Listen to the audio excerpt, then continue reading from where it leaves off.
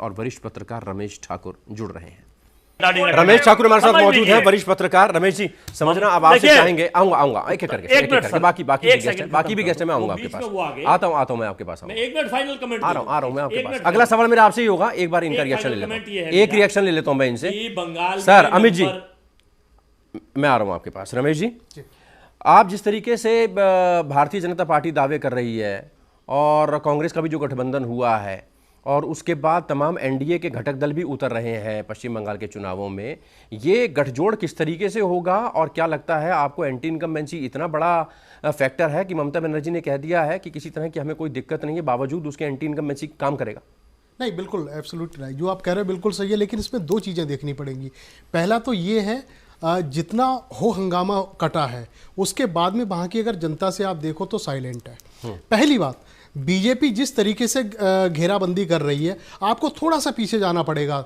7-8 महीने पहले इन्होंने कहाँ मुद्दा उठाया था? मुद्दा उठाया था सीए को लेके, एनआरसी को लेके।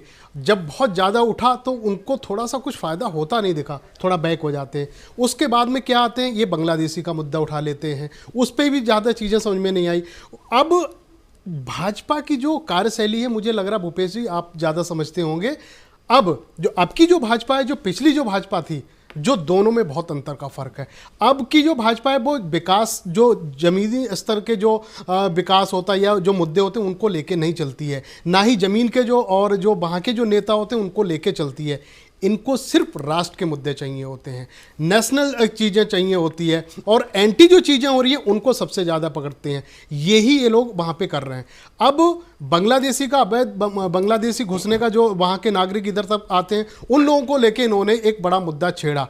अब जिस तरीके से घेराबंदी हो रही है, अब देखो भाजपा कुख्यात रही है, एक ऐसी पार्टी है जो दूसरी पार्टियों के नेताओं को तोड़ना, अपने पाले में लाना या उनको डराना है, किसी तरीके से जोड़ना, ये होता आया है।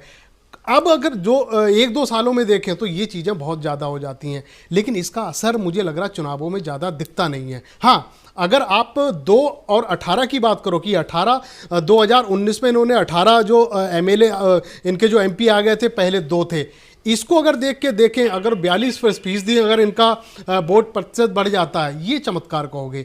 अब आपकी सीट, तो उस चमत्कार का कहीं ना कहीं इस विधानसभा में भी फायदा मिलेगा। मैं वही कह रहा हूं, अब आपके पास 3 सीटें हैं और आप दावा कर रहे हो 200 की हम आ जाएंगे, ये तो बड़ा चमत्कार हो गया। अब 200 के लिए आप क्या करने वाले हो? मुझे लग रहा है ये जो 3-4 महीनों से जिस तरीके, चाहे कोरोना है हो या किसी तरह की कोई परेशानी हो, भाजपा का नेता बिल्कुल दिल्ली नहीं बैठ रहे हैं, कोई ना कोई 1 हफ्ते या 2 हफ्ते के पीरियड में वहां जा रहे हैं। इसको लेकर रखी। रमेश जी, प्रदेश भारतीय जनता पार्टी अध्यक्ष दिलीप घोष ने कहा है कि जिस तरीके से रथ यात्रा निकाली जा रही हैं और जिस तरीके से पूरी ताकत झोंक दी गई है, तमाम दिग्गज जो हैं उनका अब प्रायोरिटी जो है वो पश्चिम बंगाल है और वहाँ पर दौरे कर रहे हैं। अमित शाह का भी दौरा होगा, जेपी नड्डा के भी दौरे हो रहे हैं, प्रधानमंत्री भी जाएंगे वहाँ पर। लेकिन ये जो रथ यात्रा है ये पासा पलट के रख देगी, लगता है आपको? देखिए भूपेश जी, मुझे लग रहा है ना, आप हिंदी पट्टी के राज्यों को छोड़ के 294 विधानसभाओं सीटों में ये रथ यात्रा निकलेंगी। यस, ये सारी चीज को छोड़ के भाजपा पश्चिम बंगाल को अपनी अंतिम लड़ाई मान के चल रही है कि बाकी जगह तो इन्होंने क्या करा, क्या प्रदर्शन करा हमारे सामने है।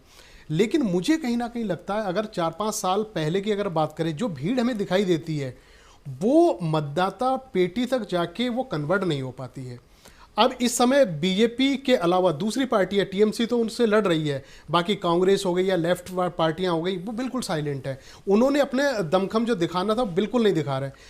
इसमें एक मेन चीज हम छोड़ के चल रहे हैं, अगर पश्चिम बंगाल को लेके एक अंतिम लड़ाई लेके चल रहे हैं भाजपा वाले, तो 2 चीजें इनसे और कनेक्ट हमें करनी है। एक दिल्ली का आंदोलन और दूसरा इस समय जो बजट आया, बजट में आपने कृषि सम्मान निधि को, जो बजट आपका था जो आपने पिछले साल, वो कम कर दिया गया इस बार। ये मुद्दा नहीं उठ रहा है बिल्कुल भी। अब ये चीजें डिस्ट्रीब्यूट और राज्यों में होनी चाहिए थी किसान निधि का, वो आपने इस बार पश्चिम बंगाल में करी। सबको पता है वहां चुनाव है, आप लोग कर रहे हो। और दूसरी बात, जिस तरीके से आप 3 महीने पहले तक आपकी तैयारी चल रही थी भाजपा की, मुझे लग रहा बहुत बढ़िया तैयारी थी। बूथ से लेकर आपका जो कैडर था वो बहुत मजबूत आप करते जा रहे थे। मेरे ख्याल से 2500 ऐसे जिले ब्लॉक स्तर के जो नेता थे वो टीएमसी को तोड़ के आपके पास आ गए। 18-20 एमएलए आपके पास आ गए, बहुत बढ़िया चल रहा था। लेकिन जो 2-2.5 महीने से जो आंदोलन चल रहा है, इसका जो असर है मुझे लग रहा है ये चुनावों में दिखाई जरूर देगा।